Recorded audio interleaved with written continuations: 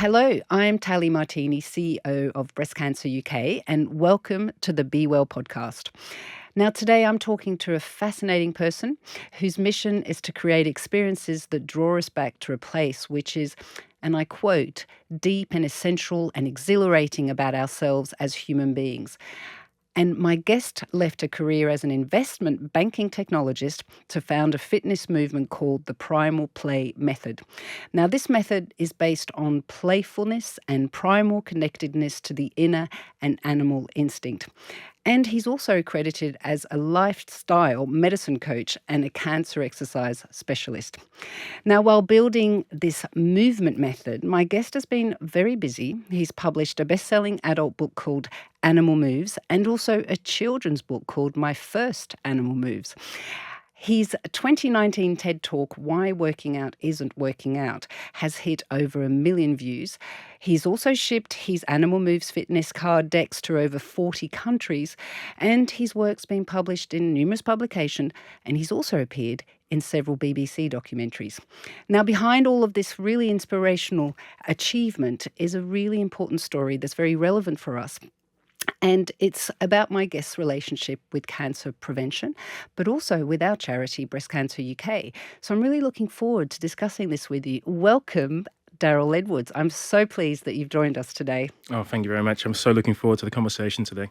Great. Well, let's just get into your personal journey, actually. I'm really interested to hear about what got you to found the Primal Play Method and what was your life like before then, and why did you decide to change it so dramatically? Yeah, so as you mentioned, I used to work in investment banking technology.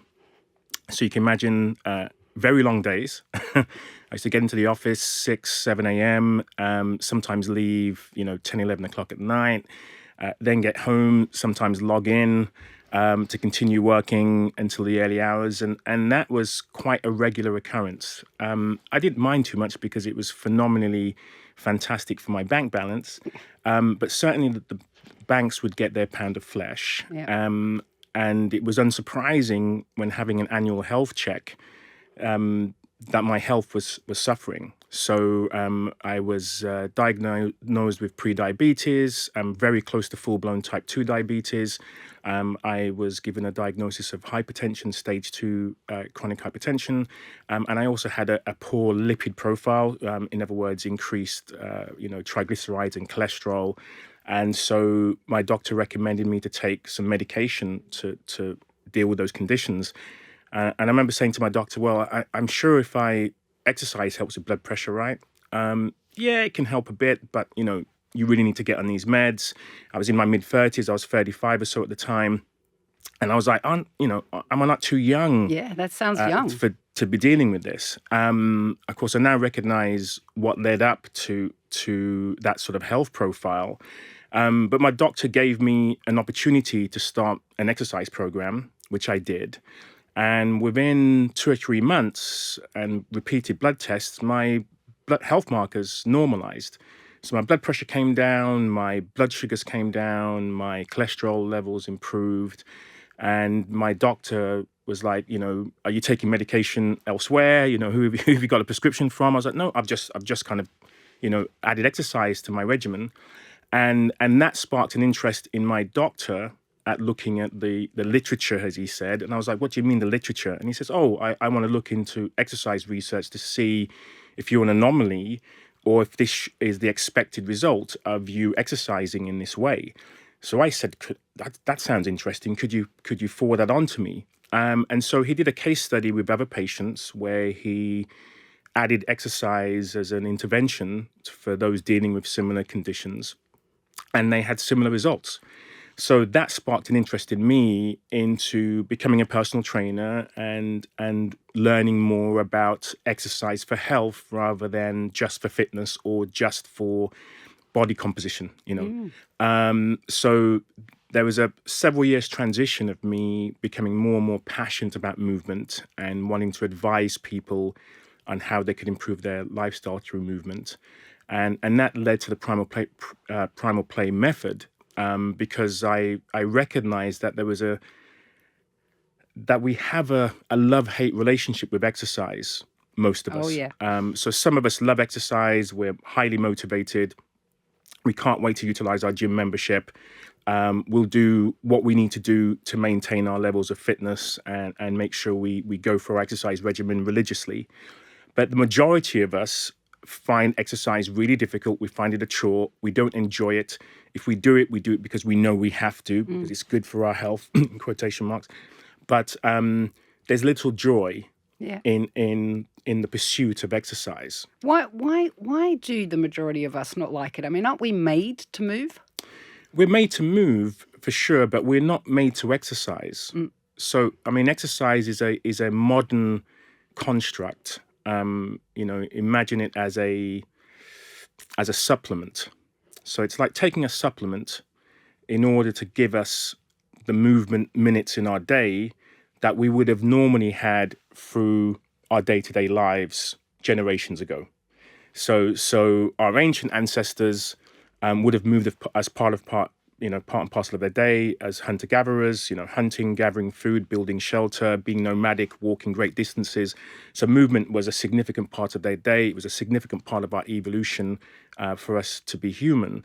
And since then, right fast forwarding to the 21st century, our lives have become very sedentary. So whether that's working in an office, whether that's working, using labor-saving devices, whether that's the fact we're not actively commuting because we can now use public transport or our cars. So the dominant posture for humans in the 21st century is in a chair, is seated. And when we are making decisions around where we would have had to have moved previously, we've outsourced that to technology. So now I can order food in, I can socialize on my device, I can be entertained on my device. I don't really have to leave my chair for most of the day. That's a reality for us in the 21st century. So when it comes to exercise, it's a choice that we have to make. I wish to be more active because I recognize being sedentary is a problem for me. So I've got to decide, okay, right, do I pay for a gym membership? I've got to get the right gear? I've got to, find the class that works for me. I've got to find the time to be able to do that class. I've got to feel that I'm capable of doing that work. And that's why we use the term working out. It is work. It is hard work. And for us to, realize the benefits of physical activity for exercise, we can't take it easy. And so because of that, we shy away from it. So I think it's really important for us to recognize that our DNA is telling us all of the time to conserve energy, to take it easy. Yeah. And for us to have to make the decision to overcome, our biology takes a significant amount of willpower.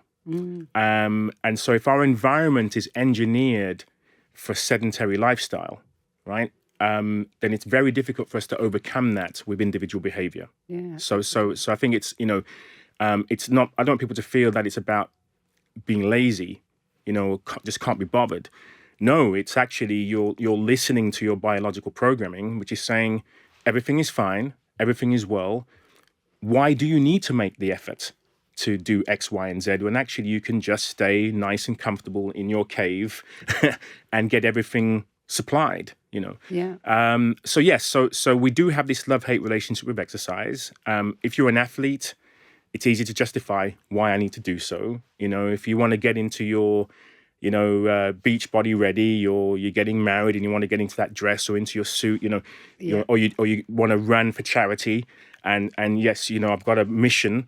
Then it's easier to convince yourself. It's always about the aesthetic in those scenarios, isn't it? It's not really about health, is it? No, it's. I think we like to say it's about health, but again, it's okay for us to consider our vanity, and to consider that part of the reasons we get into shape. I mean, again, the words that we use, right? I want to get into shape. Yeah. New Year's resolutions. I want to get into shape. I want to get fit. Most of it is not about getting fit. Most of it is about the physical aspect. Yeah. And again, I don't think there's anything wrong with that. And of course, getting into shape will lead to health benefits for sure. But if we embrace the fact that exercise does feel like a chore, that we often procrastinate around decisions to exercise. That's what led me to deciding to develop the Primal Play Method. I asked myself the question, why, as an individual who's improved their health for exercise, who's like evangelical about it, I love exercise, I go to the gym every day, I'm like so passionate about it, why was I deciding, actually, I feel like I'm going to give the gym a miss today? It's Wednesday, but I'll go next Monday. Why was I putting off my gym time week after week after week? Why was I going to the gym and clock watching? Oh, when is this gonna end? So I was like, there's something not right with that experience. And so I asked myself, when was the last time you loved movement? And as an adult, that was as a student going out clubbing and dancing all night and not thinking it was exercise, not thinking about burning calories. It was just, I'm loving this moment and I hope it doesn't end. And the ending would be the DJ saying, night's over, or the songs not being to my taste, And then the second was as a child, where, long, hot summer days, get out and amuse yourselves. Don't come back unless it's time for something to eat or the sun goes down. For me, when I look back at my life, my childhood with outdoor play with my friends, like experiencing all the things that I could do with physical movement, was incredible. And so I wanted to recreate that joy and passion for movement as an adult. And that's what the Primal Play Method is about. Yeah. So you changed your life, you set up Primal Play, and you actually went on to do a great TED Talk. And in this very successful TED Talk, you talk about how, as humans, we need physical activity. And you also said something that I thought was really quite amusing and surprising, and that was that you've worked with children from 4 to 94 years of age.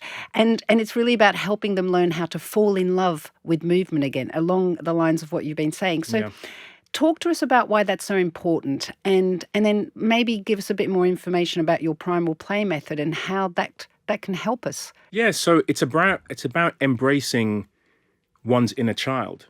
And so as a child, it's very easy to do so, right? We're encouraged to be children and to be childlike and to play. But as we get older, we're often discouraged from our playful state. We've got to get serious. We've got to conform. You've got to stay in your high chair. You've got to stop crawling on the ground. You've got to, sit at your desk or at school, Playtime becomes, the moment you have during the day as a break at school. And then those breaks become less and less. So, playtime then becomes, you've got to do that additional studying. So there comes a point in time where we're play deprived, and we conform. And so the joy for movement is lost. And unless you're very sporty, you're gifted in terms of sport, and even then, even if you are, it becomes very much about training and about specializing, and it becomes less about the joy and more about the winning and making the team and being chosen and selected. So that passion can wane, especially if you're not really good at that particular sport, and so we've lost that joy for movement. And it's not just a joy for movement. I think many of us lose passion and a zest for life. Life gets in the way. And so I developed the Primal Play Method, which is actually based on 4 pillars of science. So the first pillar is evolutionary biology. So it's really focusing on our biology, how we evolved, the movement patterns that we should be engaging in, and the conditions which make it difficult to move or encourage us to move. Secondly, using exercise physiology, which is the science of exercise, and this informs us how we benefit from physical activity, not just for our physical health, but our mental health, our cognitive health, our emotional health. The third pillar is cognitive neuroscience. So we know, again, exercise, physical activity is fantastic for the brain, cognitive function, reduces the risk of Alzheimer's and dementia, helps with work performance, helps with academic performance in children. But the sort of USP for me, the unique selling point for my work, is using play psychology. So this is the fourth pillar. So all of those really difficult concepts around why we should be moving aren't good enough for most of us. You know, we're always being told, exercise is good for you, movement is good for you. We still don't do it. We sign up for gym memberships, we don't attend.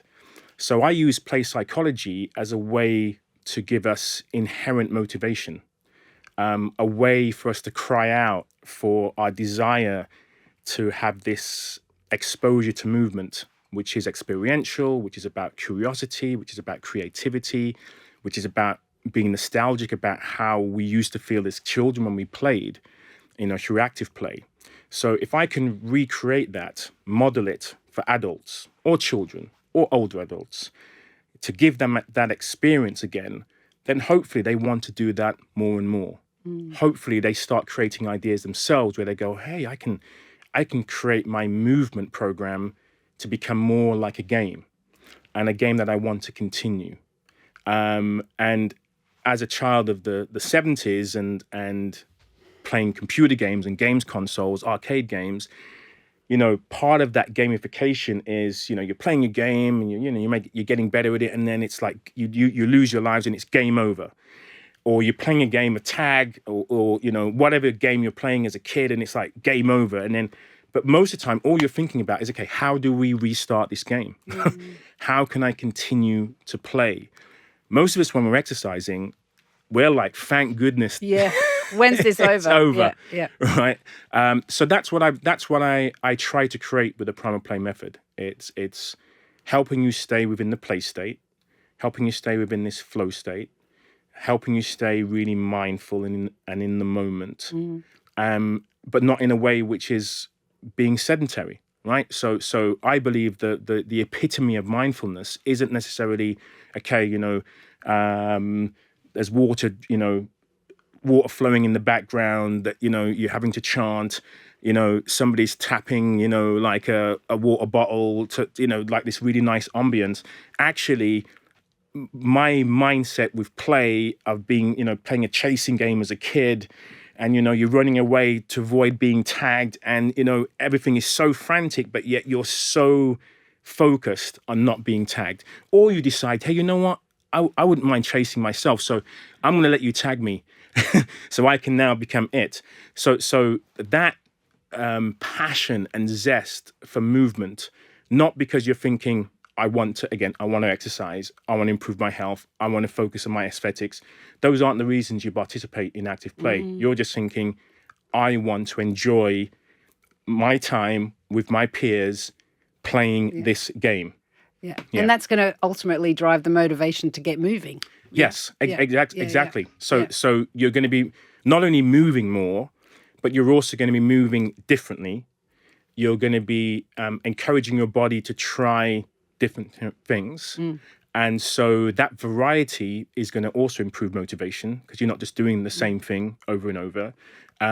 You're going to recognize very quickly, hey, you know what? I'm not really enjoying this. What can I do to make this more enjoyable? So again, thinking of our childlike state, we're constantly reinventing rules, the rule set, to make it more fun. Hey, we're going to play tag, but this time, you can only tag somebody if they're, off the ground, or, only two people can be tagged, or, you can only tag somebody if we're all in a tree, or, you start just creating these ideas because you go, hey, we can make this even more exciting, even more engaging. And so it's very difficult for us as adults to re-enter that play state again, unfortunately. Yeah. So it is a challenge. Yeah. And it's a challenge that we're very aware of at Breast Cancer UK, because actually a lot of our work focuses on how we can promote positive life-sustaining habits like regular physical activity. Yeah. Because in actual facts, what the studies say, and I love the fact that your work is all built on, science, and that's what we say. We provide information that's backed by science. Yeah. What the science tells us is that around 20% of breast cancers could be prevented, or we could reduce our risk by around 20% actually. just by being physically active and regular physical activity. Also, physical activity can help reduce the risk of recurrence. So Yes. when people have had a diagnosis, physical activity can reduce their risk of ever getting a recurrence, and then also in terms of having dying from the disease, that's Yes. reduced drastically as well. So Yes. we're really, really quite obsessed with the idea of how we can support physical activity. Now, what's really cool is that you're very familiar to us at Breast Cancer UK. It's not the Yes. first time you and I have met. Yes. You've actually given up a lot of your time to support our work, our really important prevention work, spreading the message, but you've done lots of things with us. And can you tell us a bit about what brought you to support Breast Cancer UK and some of the things you've enjoyed doing that's helped really spread our prevention message? Yeah, I actually came across your work because my mother had a breast cancer diagnosis, and I wanted to learn more about breast cancer, and the fact that your charity was focusing on prevention, I felt was probably the most important aspect of the work in cancer, because of course there is a significant focus on treatment, and surgeries and treatment pathways. But if we can help people avoid getting a diagnosis in the first place, there should be an equal weighting on that. And so your work in breast cancer prevention, the fact that you have this focal point on being evidence based, the fact that it's multifactorial, you're not just focusing on one thing, that was all really fascinating. And I became an ambassador for yourselves. So it was fantastic having that education. Then going out to certain corporates and talking about this message. And that only kind of sparked my interest even more in terms of learning about cancer, and one of the reasons why I became a cancer exercise specialist. But having a sister, mother, and father who have now sadly passed away from cancer, and part of I think even part of the grieving process, and the challenges of feeling could I have done more? Why is misinformation such a malady for those who are dealing with cancer? And so yeah, I suppose trying to get being very proactive about this focus on prevention, and working with yourselves, and we've done videos in the past talking about the evidence around physical activity. I think I've written blog posts Yes, you have. for yourselves as well. So for me, this exercise intervention for prevention and treatment of cancer, I feel is very, very important. Yeah. And so I'm a champion for what Breast Cancer UK does, and I think it's really important for people to be informed based on science-backed information, because there's a heck of a lot of misinformation out there. And just to add to the point about the 20% risk reduction for breast cancer, for those who want to be convinced as to why it's beneficial, because sometimes it's like, I want a few more details, there's probably about 3 or 4 areas of importance. So one is exercise helps with hormonal regulation. So it helps maintaining healthy levels of insulin and estrogen. So estrogen, especially important with breast cancer. It also helps with immunoregulation. So it helps our immune system work better at targeting and fighting cancer cells. It also helps with body composition. So by having less body fat, adipose tissue or fat tissue can actually, when we have an excess of that, can secrete estrogen. So you can have higher levels of circulating estrogen because of higher levels of body fat. And probably the most important, the fourth point, is that we have these kind of tumor suppressor genes that exercise can actually help upregulate. So those tumor suppression genes can work better because we're physically active. And that works across the lifespan. So for breast cancer, for pre-menopausal women, for postmenopausal women. And in terms of what we should do, it's between 150 to 300 minutes of moderate intensity You can half that time by doing vigorous intensity, so 75 to 150 minutes. And in terms of resistance or strength training, 2 to 3 times per week of, quite a lot of exertion, working all major muscle groups. But that's the recommendation given by most public health bodies and cancer charities about what we should be doing, both for prevention as well as for those who are having to deal with cancer. So I think it's great that we know there's a risk reduction. Also, I can be cognizant as to why what I'm doing is beneficial, because sometimes it's like that's the only way I'm going to continue when I know this is leading to a benefit that I can realize, that I can actually control. And there's also, there's all of those benefits of reducing the risk. And as you say, controlling our hormones. And hormones play such an important part in breast cancer risk. Yes. But then there's also immediate impact, isn't there? Yes. Immediate impact. And you yourself is a testament to that. Within 3 months, your health improved. Yes. And so every individual is going to have that immediate health impact as well to keep driving. But one thing that is a big issue, and I think you've alluded to it, is the concept of exercise as being something that you have to invest in. So, it's often associated with very costly gym memberships. That's the first thing, New Year's resolution. I'm sure there's loads of gym memberships. And, I know myself, I've had a few gym memberships in my life, and I can sadly probably count on 2 hands how often I've been inside a gym. Right. So that really didn't work out for me too much. But what I love about your Primal Play method is actually there's no expensive equipment needed. And I think accessibility is a really important issue for us to cover when it comes to being able to exercise. And that's something that you're able to kind of tackle. And also affordability. Yes. So it's really important to think about how we can help break down those barriers to exercise. And so what are the health benefits of getting outside and engaging with our natural world while we're moving our body? Yeah, so talking about the immediacy, I suppose the probably the biggest immediate impact is the impact on our mood. So we release these feel-good hormones when we exercise, and they're available to us right here and now. So we release endorphins, we get a serotonin hit, we get dopamine hit, so oxytocin if you're exercising with others. So that's another good reason to realize the benefits in the now. And of course,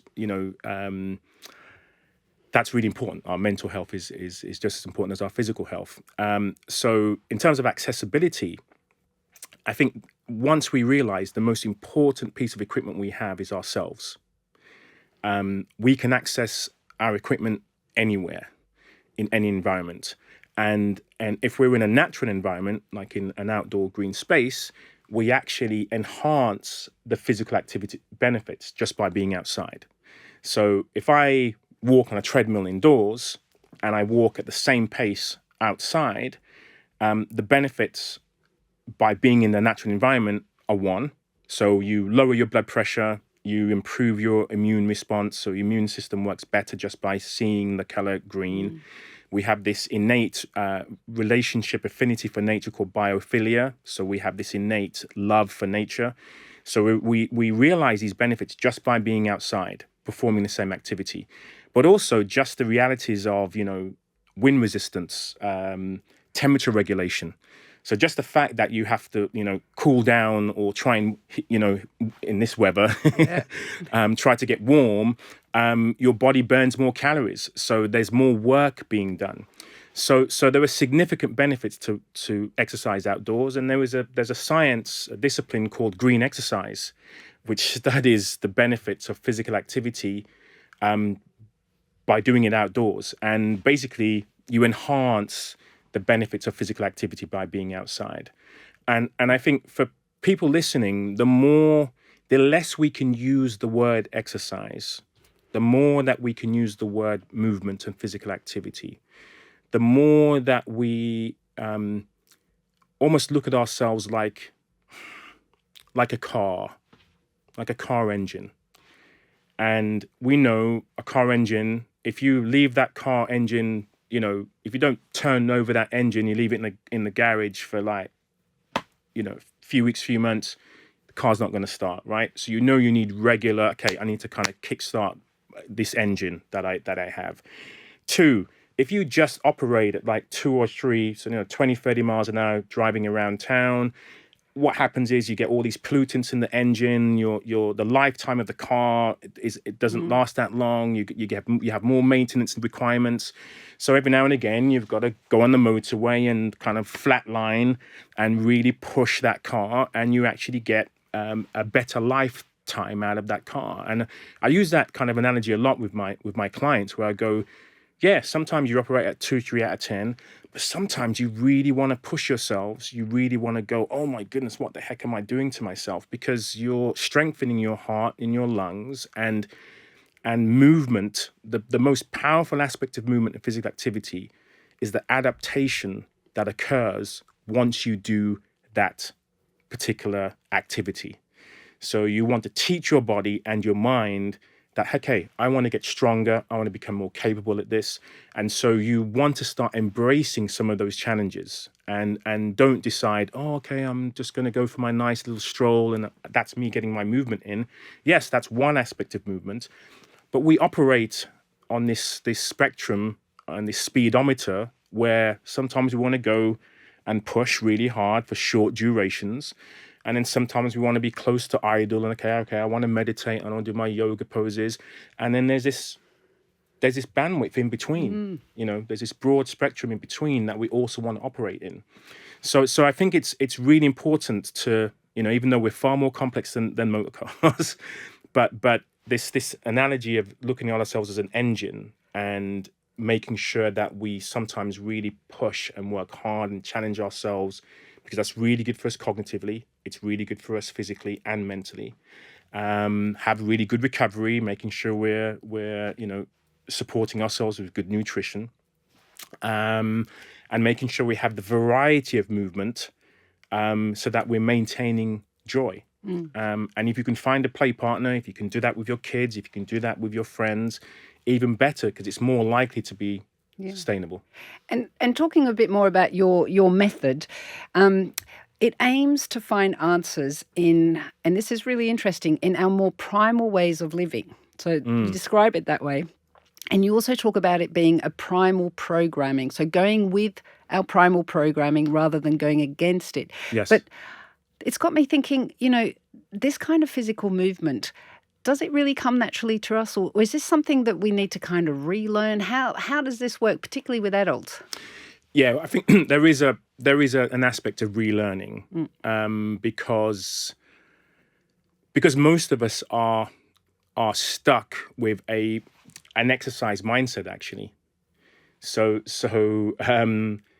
we mimic these really almost like robotic movement patterns that we want to replicate, so we can say, hey, I'm doing my exercise. So I'll give you an example.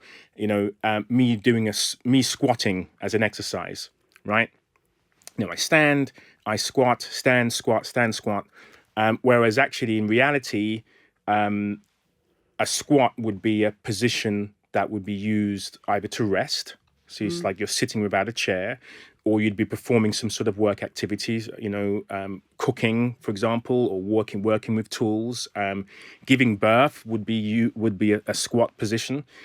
So that's the sort of natural primal reason to squat. It isn't just to go, okay, I'm going to stand, squat, stand, squat, stand. So that's not a natural movement pattern. But as an exercise, it works really well because it's working your muscles. So thinking about our natural primal programming is thinking about what are our bodies designed to do. So we're designed to squat, to lunge, to bend over, to reach, to pick things up, to carry, to push things overhead, to push and pull, to walk, to crawl, to sprint, to jump, to run. These are the primal movement patterns that we can engage in. And whatever our limitations are, if we've got mobility issues, if we have a disability, we can still move within our capacity, whatever that is. So whatever your capacity is for movement, we should be engaging in all of those movement patterns. And again, all of the kind of speed and power and sloth-like movement patterns to the most explosive and powerful of movement patterns that are available to us. So many of us have to relearn this. I'm sure, have you ever seen the episode of Friends where Phoebe and Rachel are, watch it on YouTube. But there's an episode where Rachel is jogging, and Phoebe runs past her, and Rachel looks like a very efficient runner, doing everything right, got all the right gear on, looking, really efficient, great posture. And then Phoebe runs past like she's a 5-year-old, arms flapping, flailing, a massive smile on her face. Rachel's looking really serious. This is really serious. And it typifies our relationship with movement, pushing for joy, pushing for the experience, realizing that sometimes it's good to be inefficient. So, when you see kids just kind of like all this nervous energy, doesn't necessarily look great. Hey, mom, dad, look at me doing blah, blah, blah. And you're like, yeah, it looks like you're 5 years old. But that's how they should be moving. And as adults, we should be able to experience some of that, as well as our more sort of mature abilities to control our bodies. Do you know what I mean? Yeah. So yeah, some of us have to relearn. I had to learn how to crawl again as an adult. Because it's like, this is really uncomfortable. I don't think most adults ever crawl. No. And the benefits for crawling. So again, there's so much research on the benefits for the brain when we crawl. Those with early onset dementia, when they're introduced to crawling as adults, they actually reduce the risk of further cognitive decline just by engaging in that sort of crawling movement pattern, because the left and right sides of the brain are working at controlling that kind of coordination pattern is really difficult for us. But yeah, the closer we can get to our primal instinctive programming, and I suppose it's probably not even relearning. It's more of just unlocking that key, because it exists within all of us. Yeah. So I can't really teach someone, the how. I've got to kind of almost point them in the right direction and say, look, you have this capability. You just need to reharness this. And some of it is going to be about you wanting to embrace your inner child, because some of this is going to feel really awkward, uncomfortable. For sure, yeah. I don't want anyone to see me doing this. Like, why am I doing this? But once you let that go, it's like, okay, I'm feeling the benefits. I'm feeling the challenge. I want to embrace more of my natural human ability. And I think there's a bigger question here about our environment, the 21st century environment. If you think about it from the food landscape, 21st century environment encourages us to have fast food, to have ultra-processed food. It's quick, it's convenient, it's inexpensive, it satisfies our taste buds like nothing else. So no wonder we gravitate towards those food options. Again, it kind of isn't our fault. Food scientists know exactly what textures, the combination of salt and sugar and fat. We get hooked on it and we love it. Yeah, and we love it. So they know what our programming is. And so they create those options in terms of food. They know we like to feel comfortable, so we develop things like AC. So it's like, we'll just have this nice set temperature, for example. And it's the same with movement. Hey, why should I walk from A to B when I can use public transport? So I have this term, dodge the sedentary. Yeah. Tell us more about that. Yeah, it's I think our environment is far more important than individual behavior. So the more we can change our environment to suit our health behaviors, the better it will be. And so one of those things that I do is I want to seek more opportunities to move more. So when I see a device or a structure that is saying to me, hey, use me because it's going to make life easier for you, Darryl. So, when I see escalators and stairs, I will always take the stairs. If I see escalators, and that's the only option available to me, I will always walk up the escalator, because my biology is saying just stand on the escalator and feel really great about not having to move, versus I'm going to get out of breath by walking this flight of stairs. So I use that very simple bit of programming to say I need to avoid convenience, I need to break up sedentary time, I need to perform tasks which are going to be more challenging than taking the easier option. And just by doing so, I'm going to be getting more movement minutes in. And one of the best things we can do is to break up sedentary time. So there's one study looking at 30 minutes of exercise at the end of the day versus somebody doing 10 squats every 45 minutes. And the individuals doing 10 squats every 45 minutes have better blood sugar regulation, insulin sensitivity, more functional capability doing the 10 squats every 45 minutes than those doing that 30-minute jog at the end of the day.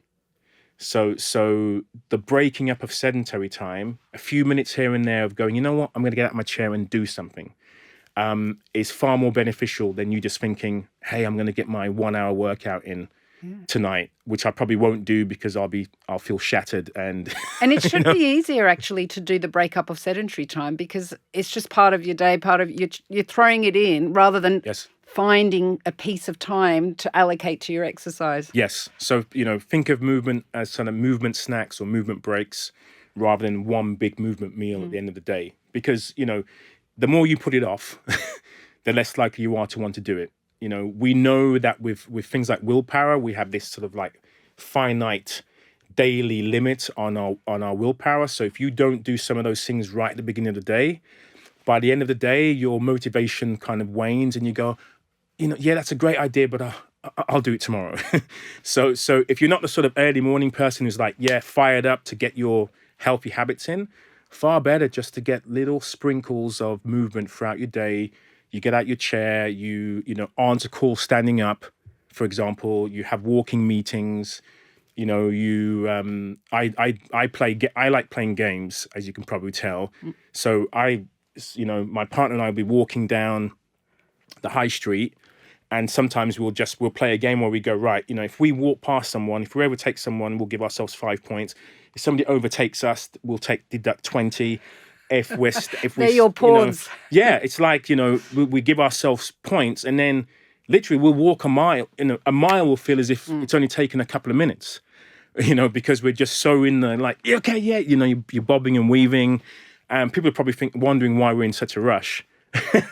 But, just little ideas like that, just to give you some intrinsic motivation to go, okay, this is a challenge. If I decide to walk for 4 miles, that doesn't sound like, why would I want to do that? But if I'm walking for that distance and I'm like, okay, I'm going to play this game. Okay, I'm going to avoid the cracks in the pavement. Okay, I'm going to, walk along that little railing or walk along that wall or, have a little race, but I can't run. I have to just walk fast. And, by adding these little kind of gamification strategies can make those tasks more enjoyable. Using music, another great way to move more. Doing the housework. I don't like doing the housework. Who does? But, if I put some music on, I'm like, that duvet is just like, I use it as part of my choreography. I'm just like, okay, yeah, fold it up, just do what I need to do because this music is superb. I can get a few dance steps in. No one's watching. I love it. There's so much joy in everything that you do when movement's involved. Yeah. Now, you were telling me just before, actually, that you work with people. So you'll have clients and so on that you'll work with, and a lot of them will have, say, chronic conditions or cancer and so on. How do they respond? And, what kind of feedback do they give you when you share with them your movement method? Yeah, so I purposely decided to focus on working with those with long-term conditions like MS, Parkinson's, cancer, and when you're dealing with a debilitating condition, and everything is telling you, and everyone is telling you, take it easy, don't do the stuff that you did previously. You'll never be able to do the stuff you did previously. This is your new normal. It's really difficult to have an even better relationship with exercise than you did previously, even though the requirement to do so is probably more important. So I just quite like the challenge of saying, actually, let's find an exercise prescription for you that's going to alleviate the symptoms, that's going to help you feel better, that's going to help you maintain good function, that's going to help you recover from the surgery, that's going to help you delay the the progression of this disease, which is it's going to happen in certain cases. This is going to happen. This is your roadmap. But what can we do to slow this down? What can we do to give you better daily function? How can we reduce fatigue? So for those clients, they fully understand. They usually fully understand their diagnosis. They usually fully understand what the kind of side effects of that condition is going to be, what the symptoms are going to be. They're often told what you can't do. That's obviously you can't do this, and you can't do that. Be careful, be careful, be careful. And so my focus is, okay, let's focus on what you can do. Let's focus on how we can make you feel better. Let's focus on how we can give you more control around this, using exercise as the way to get there. And fortunately, there's a significant evidence base around exercise interventions for different conditions. And so I use that knowledge. I help my client become more knowledgeable about how they can use exercise in a way that's going to be helpful, and so I treat it as a bespoke prescription. You have this condition, you have these secondary conditions, you have this background with physical activity or not. This is what would be beneficial for you, and it's going to change as your life changes. And I think it's quite a novel approach where I remember what the individuals that I've been very close to have dealt with cancer. Some of the messaging that they had wasn't in their best interests, and not because the individuals giving the information wanted to harm those individuals, but I think if we go back sort of 10, 20 years, somebody has a heart attack, you'd be told convalesce, pretty much don't do anything for a very, very long time, if at all. Mm-hmm. Now people are told pretty much as soon as you recover from that heart attack, you need to exercise. You need to have rehab. You need to be working in your tolerance of physical activity, because if you don't, you're more likely to have another heart attack. You're more likely to die from this cardiac event. And so we're starting to recognize that we need to have this approach for many other conditions.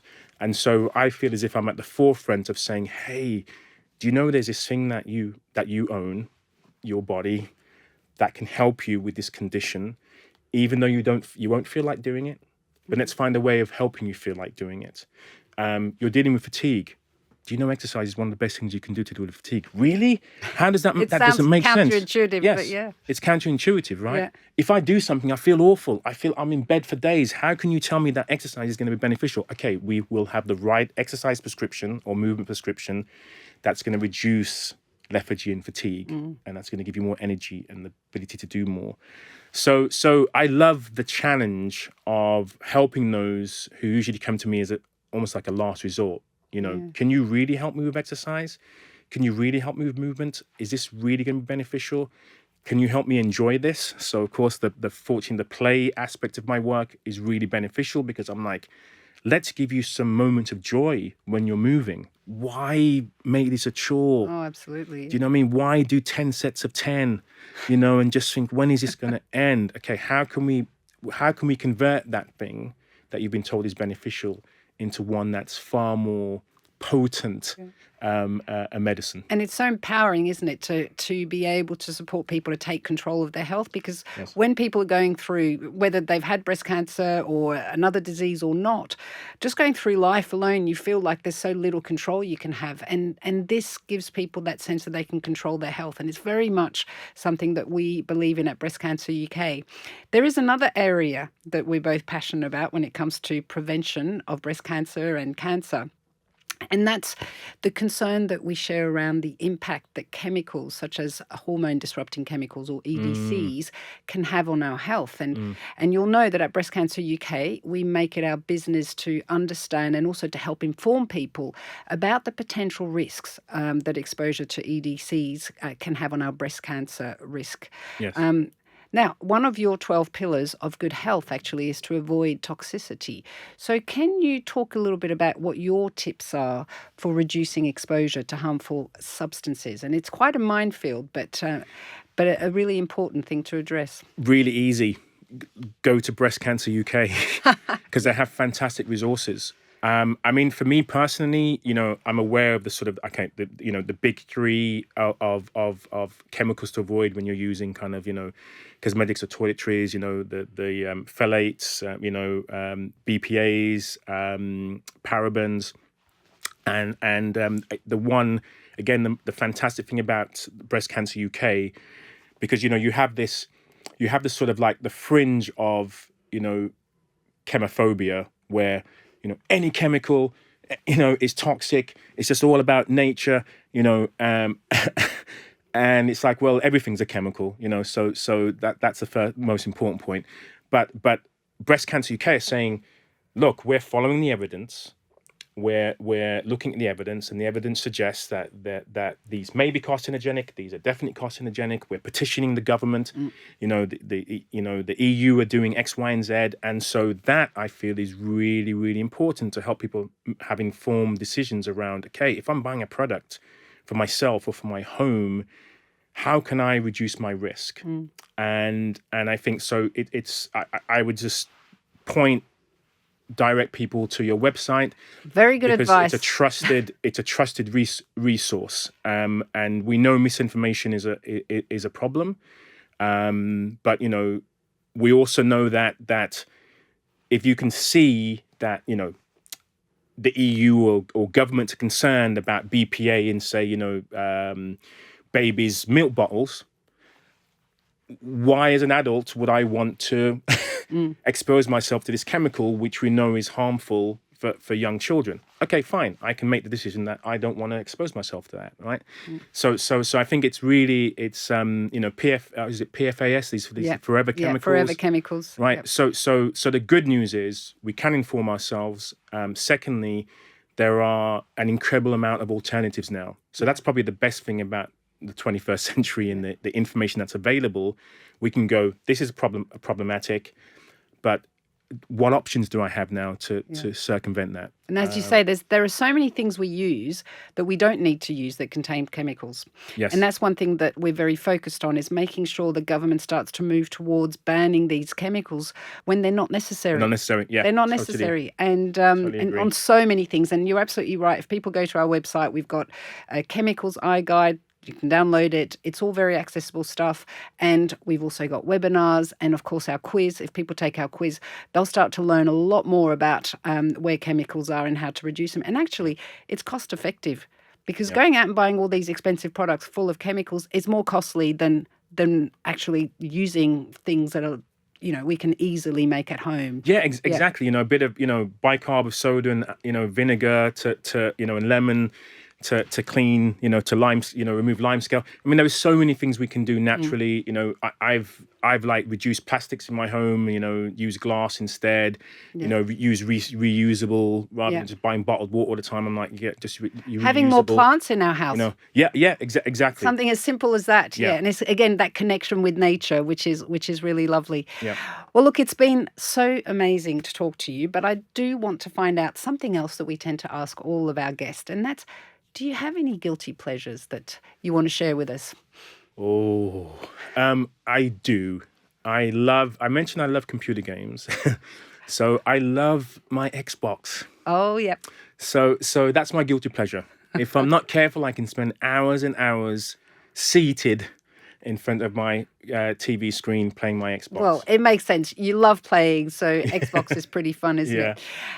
What about, I think our listeners are going to really want to know more about the things that inspire you. Do you have any books or podcasts that you could recommend to our listeners? Any podcast that I've featured in, that's of course. But on a serious note, the film WALL-E would be. I've got two films actually. So the first is WALL-E. It's a Pixar film which kind of demonstrates. It kind of fast forwards on from the 21st century to I think about the 24th century, and people are very sedentary. Everything is ultra processed. People aren't moving, and it's like very dystopian picture. It's meant for kids, and it's for kids. Yeah, it's for kids, but I think it's probably more telling for adults. Actually, there's lots we can see in our current kind of lives that are reflected back at us on screen watching WALL-E. The second is a movie called Perfect Sense, which not many people have heard of. But I don't want to give any spoilers. But basically, there is it's a story about this condition that appears, this kind of pandemic that appears, where people start losing their senses. So they initially lose their sense of smell, and then it kind of sounds familiar. It sounds progress. It just progresses. Yeah. And what happens?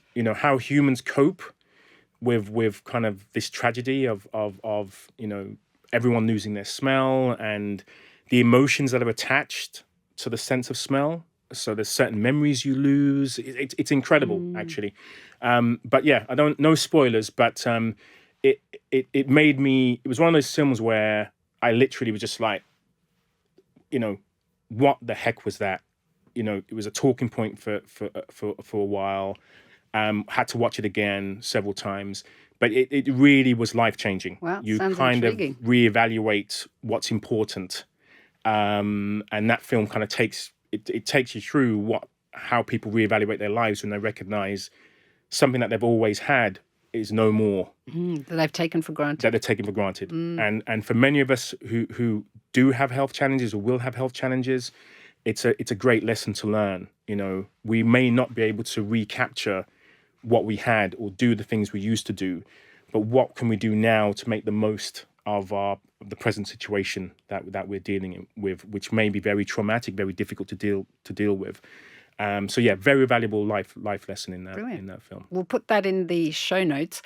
Finally, what's your plans for the future? Have you got anything on your bucket list you want to tick off? Yes. So I'm really keen to have a focus on cancer and physical activity. So I'm actually launching probably next year. I'm actually launching a new project called Movement Oncology. And so this is going to be a website and lots of other resources to help people dealing with cancer manage their condition with physical activity. So Primal Play Method will still be a significant part of my life, but I feel as if that's a calling.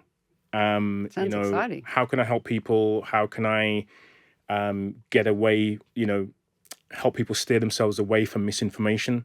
And I think just to add to that, if anyone of any specialty tells you there is one thing you can do to prevent cancer, to cure cancer, don't listen to them. We know, those who know about this know that it's nuanced, that it's multifactorial, that there's lots of things we still don't understand. So when somebody tells you, oh no, we know, I know, this is the thing to do, here's a supplement that can help you, usually those are the individuals to avoid. Yeah, you need to be a bit skeptical, yeah. Yes, I think so. So yeah, that's where I want to position myself. Brilliant. So I'm behind the scenes now working on the website, and I'm hoping it's going to be a great place for people to get comfort out of, okay, what can I do with movement that's going to help me right now? Lovely. And that's going to continue to help me. Terrific. Well, where can listeners find out more about you? Best place is my blog, primalplay.com. There's lots of free resources there, lots of free videos, ebooks on the importance of play, an introduction to animal moves. My social media, I'm known as the Fitness Explorer. I spend most of my time on Instagram, so at Fitness Explorer.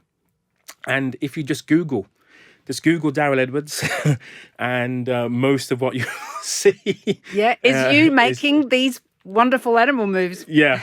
So yeah, there's some good resources out there, and I feel honoured to be here as a guest, and I'm just a great advocate for what Breast Cancer UK are doing, and I hope it gives people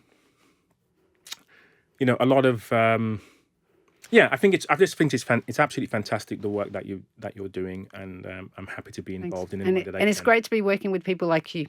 Thank you. You know, together we can really help, get our message out and prevent breast cancer, Yes. as well as other diseases. Thank you so much. I've Thank you. really enjoyed our conversation. Thanks so much, Thalie.